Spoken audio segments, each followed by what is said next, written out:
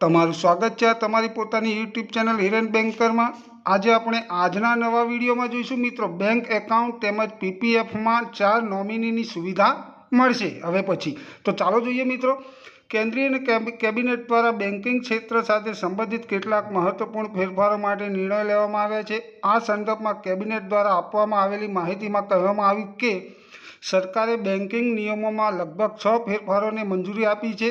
આમાં સૌથી મોટો ફેરફાર બેંક ખાતાના નોમિનીને લઈને કરવામાં આવે છે। નવા નિયમના અમલીકરણથી મોટાભાગના તમામ ખાતા ધારકોને અસર થશે, કારણ કે હવે કોઈપણ બેંક ખાતામાં 4 નોમિની કરી શકાશે મિત્રો। હાલમાં બેંક કે અન્ય ખાતામાં એક નોમિનીનો જ વિકલ્પ હોય છે। તેનો ઉદ્દેશ્ય તમારા મૃત્યુ પછી ખાતામાં જમા થયેલા પૈસાના હકદાર બનવાનો છે। સરકારની આ નવી મંજૂરી બાદ તમારા ખાતામાં એકથી વધુ વ્યક્તિને નોમિની બનાવી શકશો।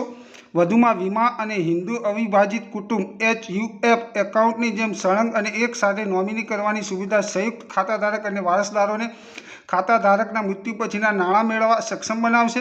બેન્કો, મ્યુચ્યુઅલ ફંડ અને અન્ય નાણાકીય કંપનીઓને આ નાણાં તેના હકદાર માલિકોને પરત કરવાનો આદેશ આપ્યો હતો, પરંતુ તેમ છતાં માર્ચ 2024ના અંત સુધીમાં આ અનક્લેમ્ડ ડિપોઝિટ રકમ વધીને 78,000 કરોડ રૂપિયાથી વધુ થઈ ગઈ હતી મિત્રો।